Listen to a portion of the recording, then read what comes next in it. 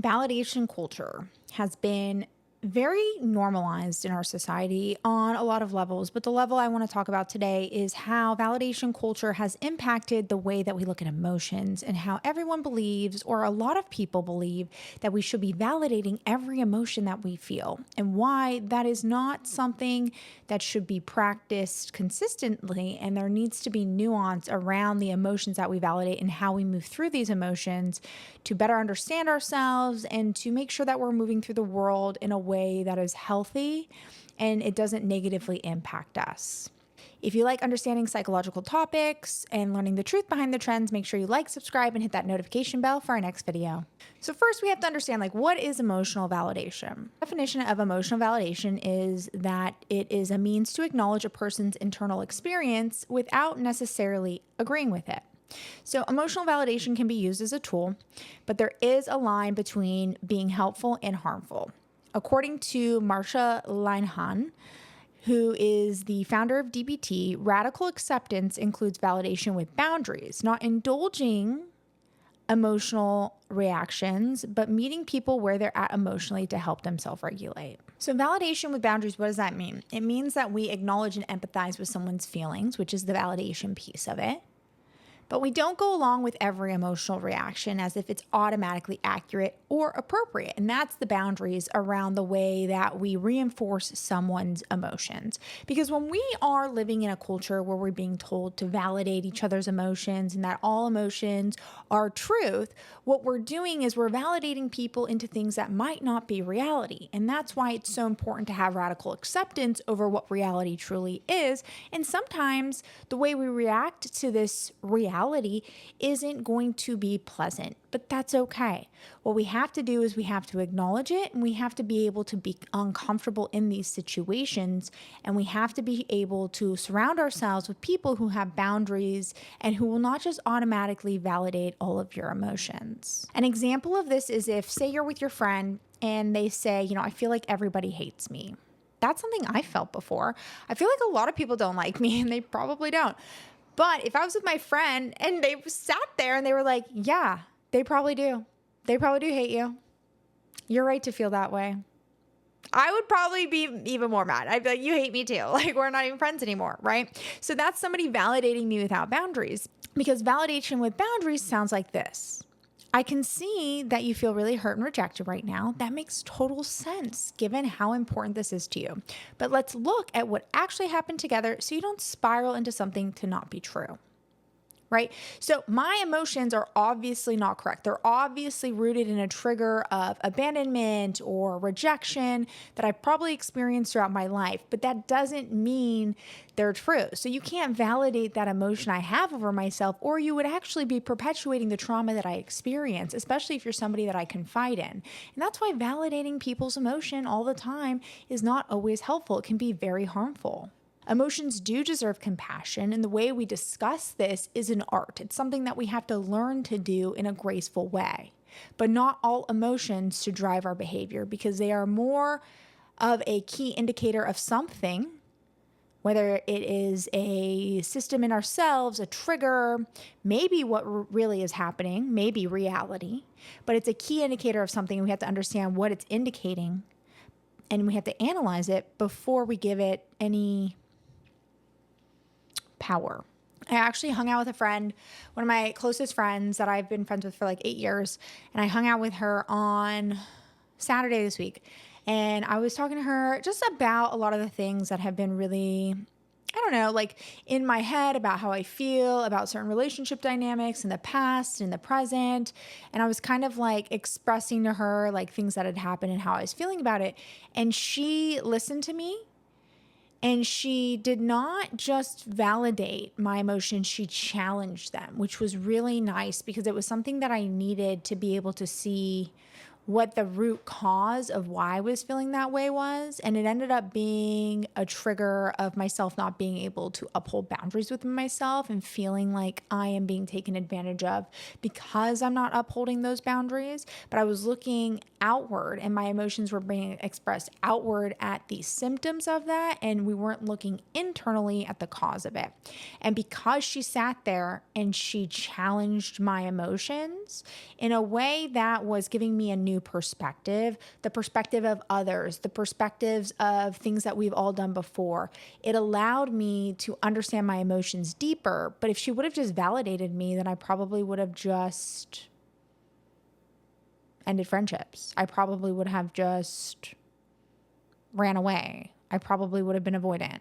So it's really important that you surround yourself with people, if you're going to talk to them about these things, with people who understand the power of validation and how we can use that to build relationships, grow empathy, but also redirect people into reality, because how we feel isn't always rooted in reality. It's really important we look at emotions as data. This is rooted in the cognitive appraisal theory, and this states that emotions are interpretations of events, not direct reflections of external reality. When we over-validate every emotion, we can lock people into maladaptive interpretations, reinforcing inaccurate narratives. When we use cognitive behavioral therapy, it teaches us to examine and restructure thoughts that generate emotions, because emotions can stem from distorted thinking. So if we go back to the first example that we used, which was that I think everybody hates me, right? That's just not factually true for anybody. I mean, even the worst people in history have people that like them. So you're not special. I hate to break it to you. Not everyone is going to hate you. That's an anomaly in literally society. Every single horrible person in society has a fan base, unfortunately. And that's just how humans work. There's someone for everyone. And when we sit here and we say things like, everybody hates me, it's showing a blatant disregard for what reality truly is, because that's just not factually true. But when we reinforce that, instead of looking at it as data, right? Because something triggered us, that's the data point. This type of event triggers these feelings of abandonment. This type of event triggers feelings of rejection. This type of event is showing us that we have low self-worth, which is okay. It's okay to have low self-worth from time to time. I've been there. It's a normal thing that we experience. But the way we're feeling about ourselves in certain situations, or even about certain situations, is an indicator into our internal landscape.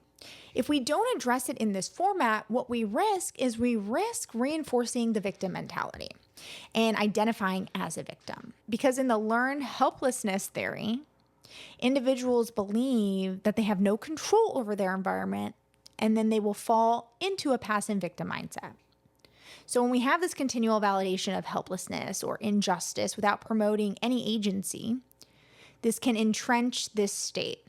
This is something that we want to avoid, because the victim mentality completely erodes our ability to control ourselves, create the life that we want to live in, and allow us to improve ourselves. Because if you're sitting there and you're like, everybody hates me, it doesn't matter what I do, I'm just unlovable, right? That's an emotion that is very commonly felt with people who struggle with these things.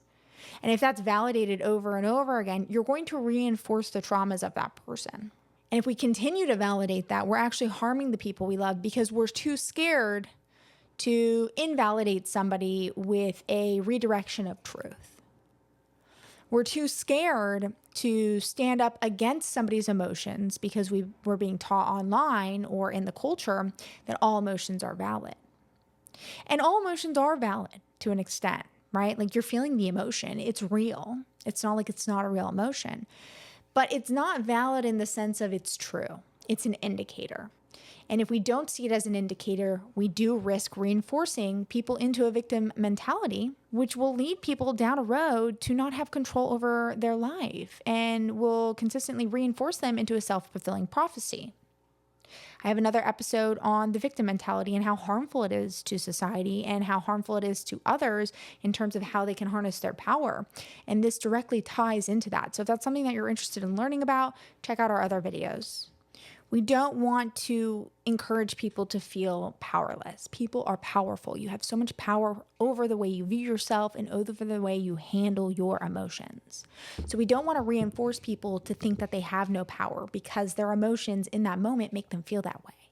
There's many times in my life where I've sat there and I felt like a victim, and I have felt like I am worthless, and that I am always failing, and that I'm useless, and I'm all of these horrible things. And I've sat there and I cried and I felt it because it was so real in that moment, especially based on the thing that triggered it. But I never validated it because it's not true. Instead, after expressing that emotion, I validated the truth, which is knowing that I'm not those things, which is knowing that I have power, which is knowing if I'm unhappy or if I'm uncomfortable, I can change the reality in which I exist in. Because that is the truth.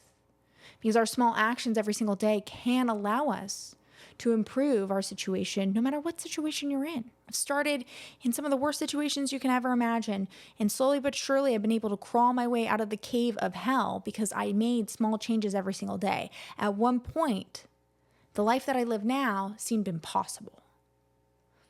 And if I would have validated that belief of that emotion that I had, that I would never have what I have today, I wouldn't be here right now. I wouldn't be able to talk to you about this. I'd probably be homeless. That doesn't mean I didn't feel those emotions the entire time. I did. But I refused to identify as that, and I refused to validate that as my truth because it wasn't true just because I felt it. It's kind of like a shame spiral, or you have something happen to you. This is typically how I say it. You have something happen to you and you feel like the world is falling all around you.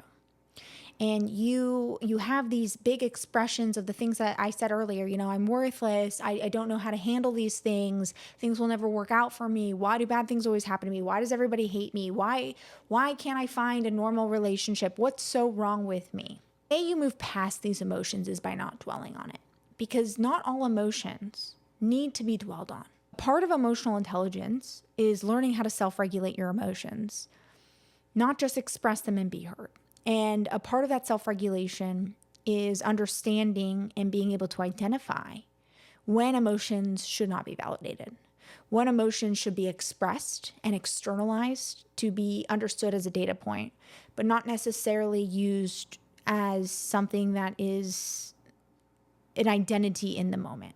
If we always validate sadness, rage, or fear, this actually can interrupt our ability to be resilient, our ability to problem solve. And if I had done that previously, I wouldn't be sitting here. I can't even think back.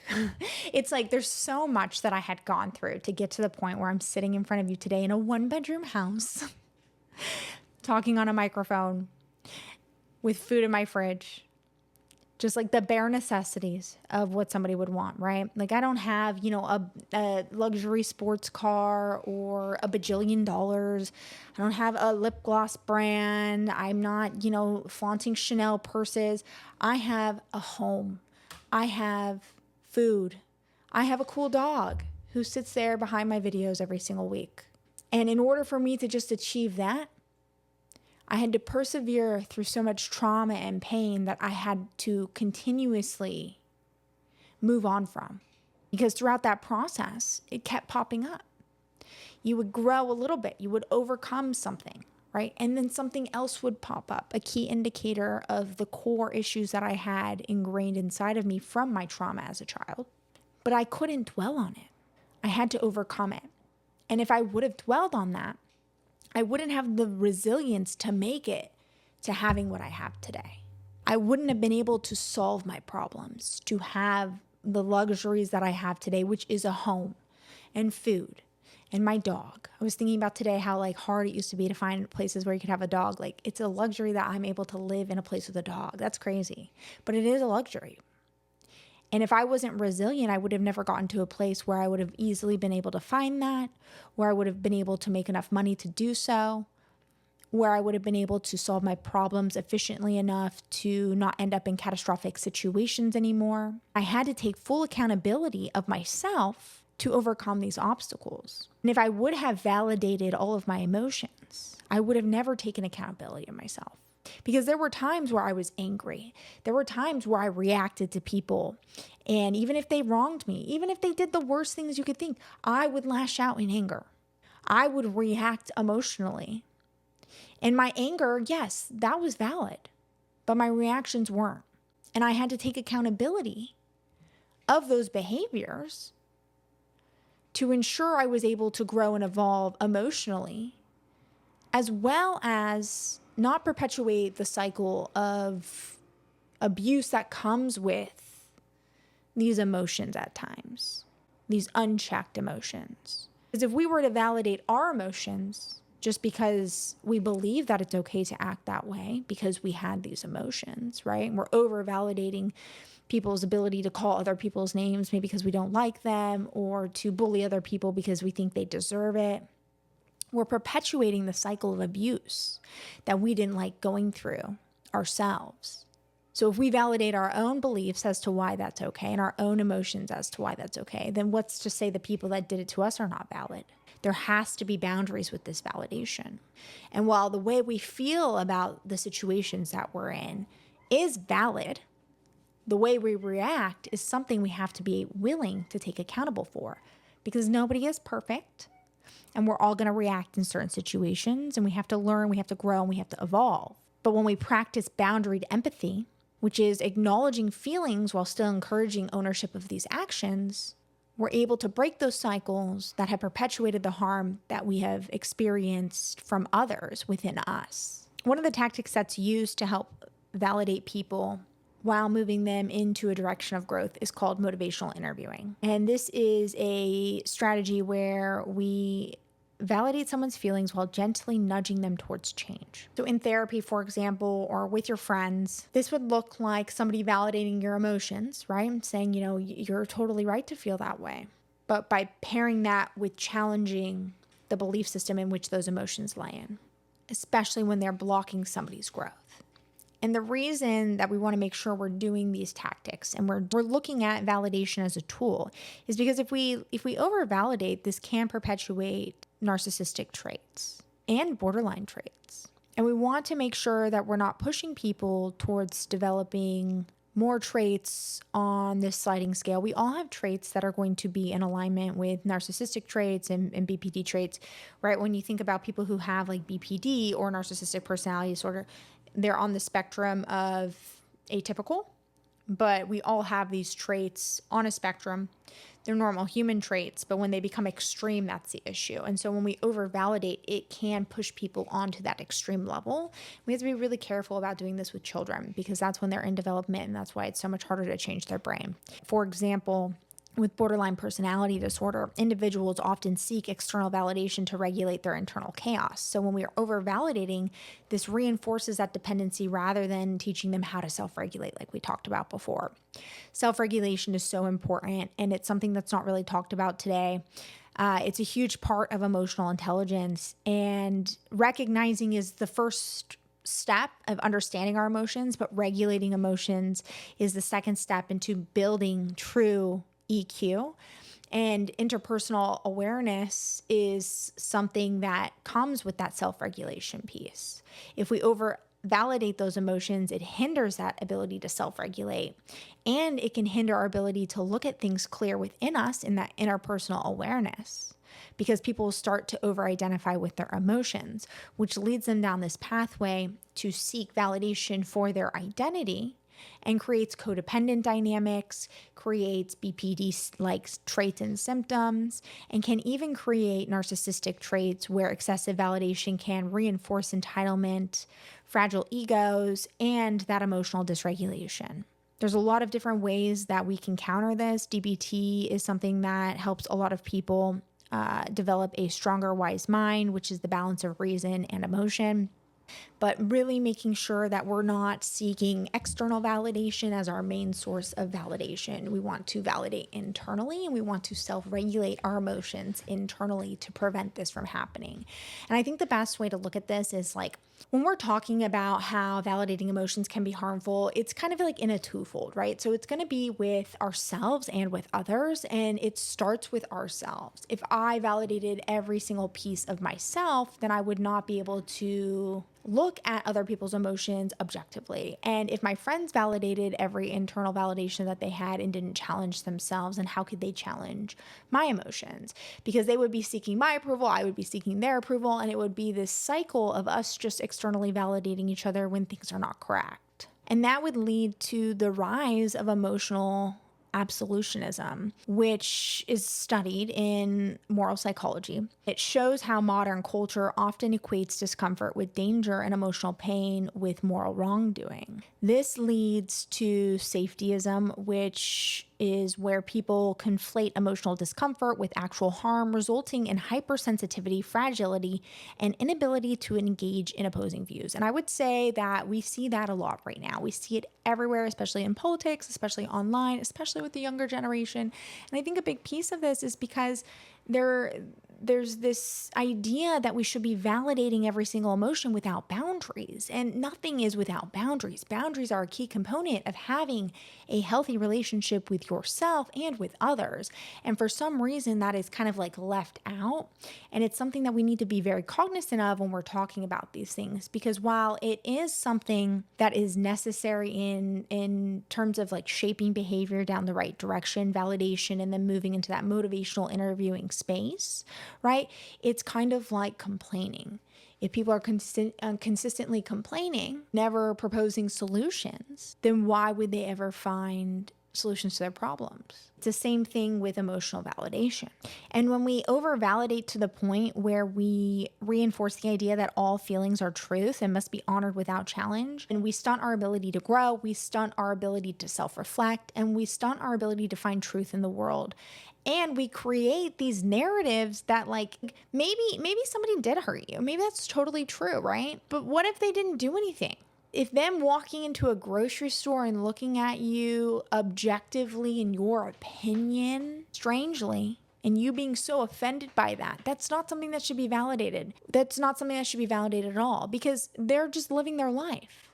You can't control the way other people's faces move. Like, you can't be that sensitive to somebody looking at you a certain way. But if we validate all emotions as truth, then you're saying anytime somebody looks at you without a big smile on their face, they must hate you? What reality are you living in? You're living in a reality where you feel like everything is a threat. It's not even about the other person. It's about what type of world are you living in? And like, how is that impacting you on a daily life? Like, how can you be happy in an environment like that? How can you feel good about yourself? It's creating this core identity of low self-esteem that you don't deserve. It's okay to feel that way, but we have to objectively understand that the world does not revolve around us. And sometimes people just make weird faces. When I'm thinking, my face, I'm like all my softball pictures when I'm playing first base, I was like this. You know why? I was thinking, don't get hit by the ball. Don't get hit by the ball. Get down, get low. You're going to jump if it comes this way. I wasn't staring people down. I was just like, you know, like that had nothing to do with anybody else except for the fact that like my brain was hurting from thinking about all the ways that I was going to probably mess up. But if people thought that I didn't like them because I was making that face when I was thinking about those things, and they'd be living in a reality that doesn't exist because I probably didn't even notice they were there. Because I was in my own world, my own reality. So when we over-validate these emotions, we create realities that just don't even exist. And then that induces high sensitivity in the way that we can even move through the world. So how can we combat this? We have to reframe things. We have to look at things through a lens of validation and then empowering. Having those boundaries and making sure that we're creating an environment where people have autonomy, competence, and relatability. This is rooted in the self-determination theory. People thrive when they have these experiences of autonomy. We have to make sure that when we're validating people, we support competence and agency, because we want to make sure that we're reinforcing resilience and personal growth. And if we don't do that and we over-validate, then we are undermining people's ability to have autonomy over themselves, their decisions, and how they view the world, which undermines their ability to be resilient and grow as a person. So when we reframe the way we validate emotions into a more digestible but empowering statement, it sounds more like it makes sense to you that you feel this way. It makes sense to you that you feel this way. Let's figure out what this feeling is trying to teach you and the best way to respond. We're validating that it makes sense that you feel that way, but we're not saying that feeling is truth. We need to understand it. We need to dissect it. We need to be able to question it. We have to go into it with the question of, what is causing this feeling? What is this tethered to? Why do I feel this way? Why do I think this way in these situations? Why do I have these cyclical thoughts? Why is this the first thought that I go to in a time of crisis? When does this happen historically in my past? And what is this pattern tethered to? How have I responded in the past? And how can I respond better in the future? Because the emotion is valid. It's triggered by something. But it's not necessarily rooted in the reality in which we exist. Validation is a very powerful way to connect with others, and it's a very powerful way to help people through trauma that they've experienced, through negative situations that they've experienced. But it has to be paired with boundaries, reflection, and responsibility. It's okay to hold space for people and their emotions while guiding them to not becoming that emotion, to not putting them down the path to become what created that emotion. We want to truly empower people by helping people learn that emotions are just messages, notifications as to what's going on inside of us, not something that controls us, and not something that we can't improve and that won't just pass through us, because all emotions are temporary. The goods and the lows, the highs and the lows, all temporary.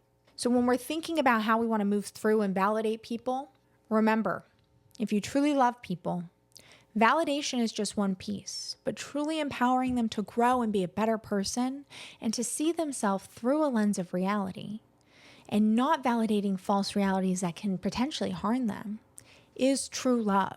Showing up for people and being somebody who has boundaries in these situations is an act of love. And the best way to show up for people that you love is by helping them grow and evolve, not putting them down a path of destruction. Let me know what you guys think. Have you experienced this before where you felt emotions that maybe weren't rooted in reality? How did you handle that? Did people validating you put you down a path where it took longer to heal? And if you guys like learning more about how to manage your emotions and understand the depths of what's going on inside of you, join the Evolution Revolution on Substack. Subscribe. There's going to be a ton of worksheets that I'm coming out with to help with this. And if you like learning about the truth behind the trends, make sure you like, subscribe, and hit that notification bell. We'll see you guys next time.